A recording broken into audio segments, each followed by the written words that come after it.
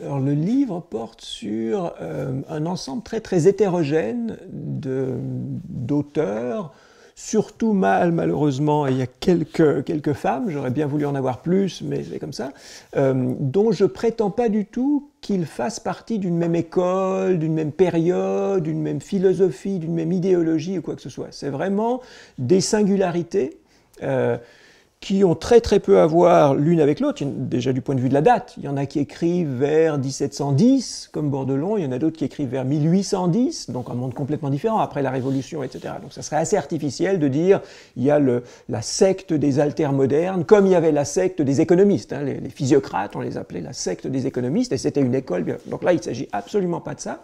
Il s'agit rétrospectivement, pour moi, de m'apercevoir aussi rétrospectivement d'ailleurs que j'avais lu plein d'écrivains et d'écrivaines du XVIIIe, du long XVIIIe, qui ne rentraient pas dans les cases qu'on a construites aussi a posteriori pour rendre compte de ce qui se passe dans cette période-là. Et donc ces cases les plus connus, c'est justement les philosophes contre les anti-philosophes, les Lumières contre les anti-Lumières, et c'est tout à fait éclairant de poser cette opposition binaire, je ne la récuse pas du tout, mais il se trouve que les gens que j'aimais bien, ils n'étaient pas vraiment du côté des philosophes ou des Lumières, souvent ils les critiquent, ou ils s'en moquent, ou ils viennent un petit peu avant, Bordelon, Mouhy, etc., ou ils viennent après, comme Potocki ou en même temps comme Isabelle de Charrière, et c'est difficile, ils aiment bien Rousseau, ils ont lu Diderot, peut-être ils l'ont fréquenté, etc. Et pourtant, quand on les a lus, on ne les a pas mis du côté, ou mises du côté des philosophes et des Lumières.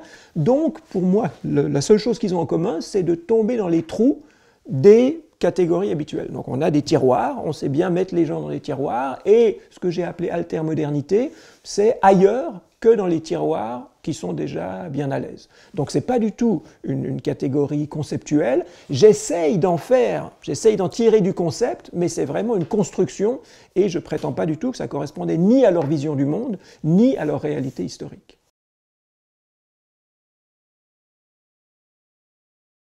Moi qui écris ce livre au début du XXIe siècle, et peut-être les lecteurs et les lectrices aussi, à la fois, il me semble qu'on a de bonnes raisons de se sentir les héritiers des Lumières, de la modernité, etc., parce qu'il y a certaines croyances qu'on a dans certaines valeurs, la démocratie, la liberté, etc., etc. Il y a certains développements historiques, de développement de technologie, de rôle des sciences, des technosciences, qui nous nourrissent tous les jours. Donc on est les fils et les filles de ça. Et en même temps, à l'ère de l'Anthropocène, après 50 ans après le rapport du Club de Rome, dans une ambiance où on parle alors soit de retour du religieux, soit d'effondrement de la société thermo-industrielle, il me semble qu'on a plein de raisons de se dire est-ce que cette modernité-là, est-ce que ces lumières-là, et surtout ces lectures de la modernité et des lumières, est-ce que c'est les seules possibles ? Et là, on a eu un mouvement qui s'appelait altermondialiste au début des années 2000, auquel moi je suis assez lié parce que je suis dans une revue qui s'appelle Multitude, qui s'est créée autour de quelqu'un qui s'appelle Tony Negri, et des opéraïstes italiens qui étaient un petit peu au cœur de ce mouvement-là, et qui, eux, parlaient justement d'altermodernité. Donc c'est un terme que moi je reprends, que je ne crée pas du tout, altermodernité. Je reprends un livre de Tony Negri et Michael Hart qui s'appelait Commonwealth. Et je me dis, il y a quelque chose d'intéressant, même si c'est doublement daté. Non seulement ça ne date pas des Lumières, mais aujourd'hui on parle moins d'altermodernité. Enfin, on est dans d'autres soucis, dans d'autres cadres. Donc il y a une sorte de double retour en arrière en se disant, il y a peut-être quelque chose d'intéressant quand même dans cette altermodernité, à partir du moment où on la met au pluriel, justement, parce que ce n'est pas une école. Voilà. Alors par quoi ça se définirait ? Et là, j'essaye vraiment de prendre, et je m'inspire beaucoup de gens comme Bruno Latour, ou comme des anthropologues, comme des Scola, ou des gens comme Morisot, etc., etc. Donc là, ce n'est pas du tout originel. Je me sens faire partie de certaines écoles de pensée, et il n'y en a pas beaucoup qui sont spécialistes de littérature de XVIIIe siècle dans ces gens-là. Donc voilà, moi c'est mon boulot, ma petite contribution à ça, ça serait un petit peu ça. Et donc qu'est-ce que ça veut dire ? Et là, vous allez reconnaître des trucs de Latour et compagnie, c'est de dire, par exemple, le statut de la croyance est intéressant chez ces gens-là. Parce qu'il y a de nouveau une lecture rétrospective qui a été un petit peu simplificatrice, qui a opposé la science qui établit des faits, qui proposent des hypothèses ou des théories, lesquelles seraient vérifiées et nous donnent un accès à la vérité. Et c'est vrai que lorsqu'on comprend scientifiquement une explication causale par des processus chimiques, physiques, etc., ça nous donne une maîtrise, ça nous donne une certitude relative quant à cet enchaînement causal-là. Donc oui, la science, c'est pas n'importe quoi, c'est pas une croyance parmi d'autres. Et pourtant, ces isolations de chaînes causales que nous permet la science, elles sont toujours très très localisées. On peut voir sur des phénomènes physiques, de nouveau de la chimie, ça marche, sitôt qu'on est dans la biologie, ça devient plus complexe. Alors après, quand on arrive dans les sociétés, c'est plus du tout efficace. Donc pour tout ceci, ce qu'on a cru pouvoir récuser en disant ça c'est des superstitions, ça c'est pas scientifique, ça c'est des croyances, et c'est les primitifs qui ont des croyances, et nous on a des savoirs sérieux, prouvés, scientifiques, ça marche pas, et je crois qu'on s'aperçoit qu'est-ce que c'est que le postmoderne, etc. C'est justement de s'apercevoir que c'est pas aussi simple. Et donc, en relisant cette centaine d'années où des gens, soit avant véritablement l'hégémonie des discours scientifiques, soit au moment où elle se préparait, soit comme Potocki, dans un moment où il est très très conscient de ça, parce que Potocki, qui est mon dernier auteur, à la fois, alors il est complètement nourri des Lumières, il est nourri des idéaux des Lumières au point où il veut, il fait d'ailleurs des sortes de chronologie un petit peu scientifique de l'histoire humaine, des histoires humaines, comme si on pouvait faire une géologie des espèces, une généalogie de plein de choses. Peut-être qu'on peut mathématiser l'histoire humaine. Il y croit un peu, il y croit assez pour passer pas mal de temps à faire ça, je crois. Donc il y a ceci, et en même temps, il y a plein de choses qui nous montrent que les croyances, on n'en sort pas, qu'il y a certains modes de croyance en la science qui restent des croyances, même si par ailleurs il y a un travail scientifique qui est différent. Et un point commun donc, de mes altermodernes, c'est d'être un petit peu plus prudent qu'on ne l'est aujourd'hui lorsqu'on dit lumière égale anti-religion, lumière égale anticléricalisme, anticléricalisme peut-être. Anti-religion, c'est pas aussi sûr que ça, parce que il y a une façon de considérer les croyances religieuses comme étant simplement des croyances auxquelles on attribue une forme religieuse, mais qui sont peut-être indépassables en tant que croyances, que la science ne va pas résoudre ou ne va pas résorber ceci. Et donc là, un des points communs, ça serait donc ceci, je vais en faire que deux, ça serait une certaine idée des croyances comme indépassables, et donc on est tous à tâtonner et à être un peu en attente de solutions toujours trop simples, toujours réductrices par rapport à la complexité du réel, mais on n'y échappe pas. Et la prudence ici, c'est de savoir que c'est des croyances réductrices. Et donc de savoir qu'on est tous un peu religieux, de savoir qu'on est tous un peu superstitieux. Ça, c'est la première chose. Deuxième chose, ça serait peut-être une plus grande méfiance que le discours reconstruit habituellement sur les Lumières par rapport au contrat social, par rapport à la loi, par rapport à cette merveilleuse chose qui est que dans une démocratie, les humains et les humaines sont consultés pour, soit directement, comme dans la démocratie directe en Suisse, mais ça ne se fait pas directement comme ça, soit à travers des représentants, pour se donner ses propres lois. Et oui, c'est merveilleux d'avoir un pays où on peut échanger des opinions et se donner ses propres lois, mais dans le fait même que des lois finalement nous arrivent depuis le haut, des règlements et des lois nous arrivent depuis le haut, au nom d'un contrat social, il y a aussi toute une série de choses qui se font violenter, qui se font mutiler. On appelle ça bureaucratie, on appelait ça beaucoup bureaucratie au XXe siècle pour critiquer le système soviétique, et on avait raison. On sait qu'il y a une bureaucratie néolibérale, et on sait qu'il y a une approche par la gouvernance, le règlement, policy, etc., qui peut avoir des effets pervers. Et que peut-être qu'on n'en a pas été assez conscient, en tout cas en France, lorsqu'on se revendique des Lumières. Et donc là, je vais chercher des auteurs qui se moquent un petit peu de ceci et qui nous montrent à quel point nous sommes ingouvernables et à quel point d'autres modes de socialité, c'est pas seulement la socialisation par la loi, mais d'autres modes de socialité sont importants. Ils ne vont pas remplacer les lois, mais ils sont importants à prendre en compte davantage qu'on ne le fait. Donc si je devais résumer, je dirais ces altermodernités, dans leur hétérogénéité que je rassemble de façon artificielle et rétrospectivement, ce qui, moi, m'intéresse là-dedans, c'est d'abord des questions croyance, religion et questions rapport à la loi et comportement voilà, de socialité un petit peu, pas anti-politique, mais peut-être anté-politique.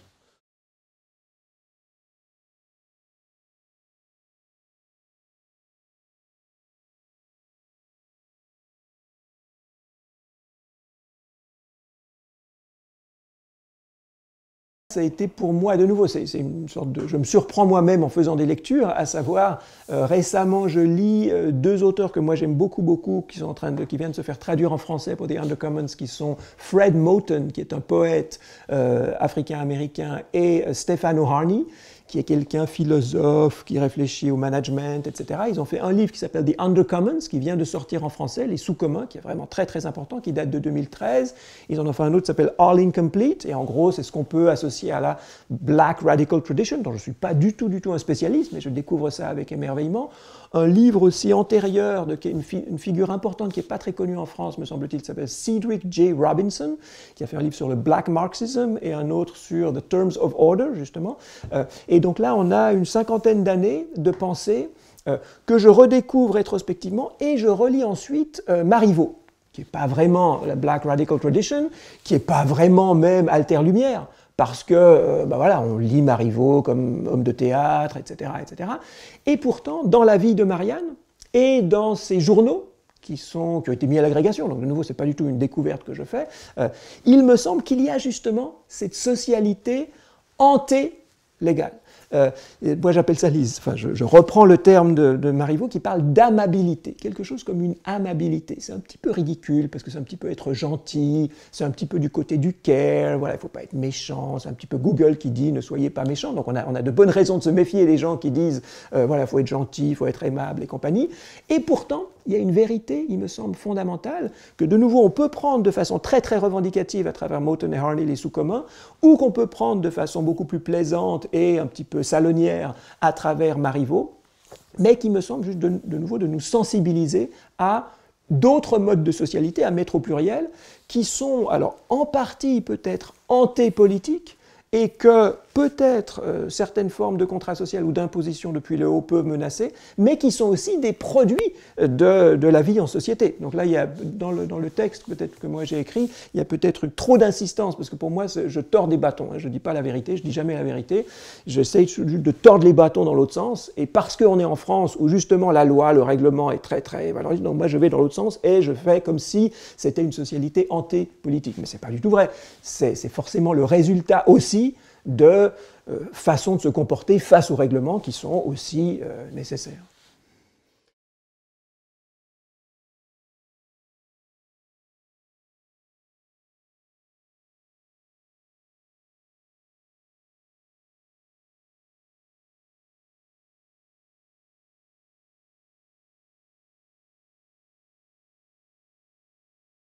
C'est tout à fait juste de dire que en tant que tel, le mouvement, alors soit des Lumières, plus précisément 18e siècle, etc., soit on pourrait peut-être dire de la modernité, en mélangeant justement avec Descartes, etc., mais non seulement le doute en son centre, parce que chez Descartes, oui, il y a le doute, mais le doute, on le résout quand même un petit peu.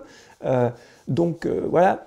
En revanche, l'autocritique, ça c'est absolument clair. Et alors, on a souvent dit, et avec raison, que les critiques les plus radicales de ce qu'on appelle la modernité et les Lumières, elles viennent de quelqu'un comme Rousseau, qui est au cœur de la modernité et de la Lumière, ou de quelqu'un comme Diderot, dans, que ce soit l'histoire des deux Indes, que ce soit le supplément au voyage de Bougainville. Moi, je ne connais pas de texte plus radicalement critique de pas seulement du contrat social, mais des modes de vie modernes et occidentaux que le supplément au voyage de Bougainville, qui est anarchiste, qui est anti-travailliste, etc., etc. Et il y a un très beau livre qui doit dater de 20 ans ou plus de quelqu'un qui s'appelait Huil Jung, qui était justement The Autocritique of the Enlightenment, ou les Lumières comme autocritique. Donc ça, c'est absolument vrai. Et alors, la bonne question, c'est qu'est-ce qu'ils font ces altermodernes? Parce qu'il y a déjà de l'altermodernité dans les Lumières, ou les alterlumières. Alors, là, de nouveau, je reprends vraiment Tony Negri et Mark Lehart qui disent il faut penser l'altermodernité comme une sorte de minorité. Et il y a un Rousseau mineur. Ah oui, il parle de Kant. Il y a un Kant mineur. Kant, on peut dire, voilà, s'il y a quelque chose qui représente les Lumières, en plus il est allemand, en plus, voilà, c'est la règle, etc., donc ça serait Kant. On peut lire peut-être d'autres textes de Kant, ou alors lire Kant différemment et s'apercevoir qu'il y a déjà une autocritique de Kant chez Kant, et que c'est ça qui fait la beauté de cette pensée aussi. Donc là, moi, j'essaye simplement, je suis absolument conscient de ça.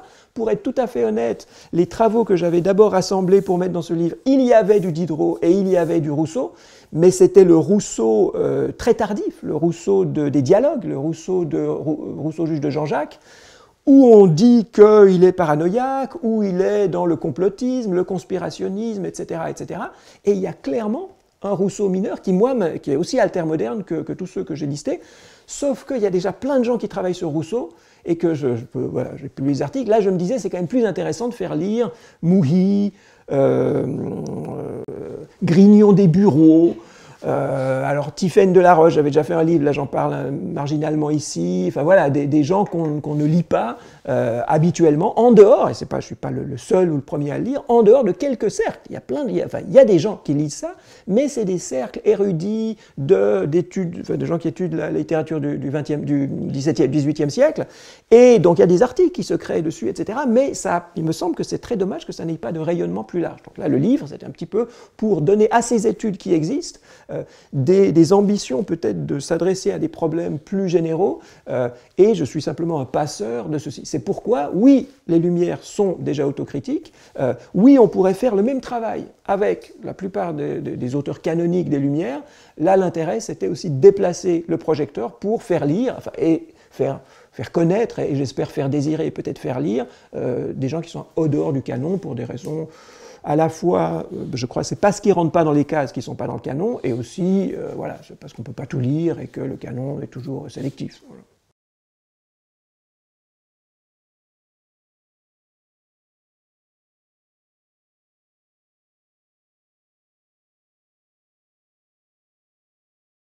Ouais, alors ça, c'est une question très, très difficile, d'autant plus que moi, je suis un peu un spécialiste des Lumières parce que j'ai passé beaucoup de temps à lire ces gens-là, en même temps, en côtoyant des collègues qui, eux, n'ont fait que ça pendant longtemps, je m'aperçois que moi, je connais beaucoup plus mal les Lumières qu'eux. Mais quand même, j'ai participé à des associations de 18e-istes aux États-Unis ou en France, et je sais que c'est quand même très agaçant pour nous 18e-istes de réduire Lumière égale raison, la raison, rationalisme. Non!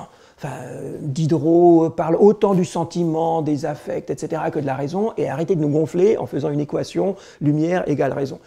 Donc, en quelque sorte, je joue un petit peu là-dessus, même dans la réponse que j'ai faite tout à l'heure, je n'ai pas mis raison, mais j'ai mis science. Alors, mais c'est vrai. Donc, d'abord, il faut se méfier de ça. C'est absolument pas le cas. Voilà. Ensuite, il faut ne pas pourtant penser qu'il n'y a pas de problème, je crois, parce que même si on ne parle pas de la raison, on parle quand même de nos jours, toujours de façon massive, hégémonique et dominante, de rationalité. Par exemple, la rationalité économique. Et ça, je veux dire que ça nous plaise ou non, qu'on ait lu Diderot ou pas, une certaine rationalité économique, justement, avec, on fait des additions, puis on regarde si on a du bénéfice ou des pertes au bout, et puis il y a des actionnaires qui investissent. Je veux dire, ça, c'est ça qui domine le monde. Non seulement ça domine le monde, ça ne serait pas en soi, mais ça domine le monde avec d'extrêmes inégalités, avec une misère absolument non nécessaire dans plein de pays du monde, issue résultat de la colonisation aussi, et avec une planète qui devient invivable. Donc là, de se rendre compte que quelque chose qui a émergé à travers des idéaux scientifiques, techniques, etc., qui était lié à une certaine rationalité, qui a pris la forme d'une certaine autre rationalité, qui est toujours dominante et qui est extrêmement dangereuse, qui a plein d'aspects remarquables, mais qui est extrêmement dangereux, ça je crois qu'on est beaucoup à avoir ce recul-là et cette attitude-là. Et donc ça amène à quoi? Moi, ma contribution avec ce livre, c'est d'essayer de se dire justement comment on relie d'autres textes de même période pour voir quelle perspective ils nous approchent. Et voilà, pour moi, le terme de perspective, il me semble très très important. Il y a un anthropologue brésilien qui s'appelle Eduardo Viveiro de Castros qui parle de perspectivisme en regardant comment des populations qui vivent en Amazonie perçoivent le monde, attribuent des intentionnalités ou pas aux différents éléments de leur milieu. Moi, c'est beaucoup plus vague lorsque je parle de perspective. Il y a une autre personne que j'aime beaucoup qui s'appelle Emmanuel Aloha, qui vient de faire un livre très très beau, il y a 2 ans je crois, justement sur la perspective. Du point de vue de l'histoire de l'art, qu'est-ce que c'est la Renaissance, on comprend les lois de la perspective, mais beaucoup plus généralement, qu'est-ce qui est indépassable dans le fait que même si on est scientifique, donc même si on met en place des procédures qui sont très très rigides et très importantes pour vérifier les hypothèses qu'on fait ou les réfuter, on a toujours une perspective sur le monde. Et donc il ne s'agit pas de dire tout vaut tout, il n'y a plus de faits, tout est fiction, et voilà, les conspirations et les autres, c'est du même bouillon. Non. On a toujours des perspectives, et à l'intérieur de ces perspectives, il y a certaines choses qu'on peut prouver ou réfuter, d'autres pas. N'empêche qu'il y a une chose. Et pour moi, les altermodernités, ça veut dire quoi? Ça veut dire conjuguer toujours les raisons au pluriel. La raison, à partir du moment où on nous dit la raison ou la rationalité, même si on dit la rationalité économique, non, il y a plein de rationalités économiques.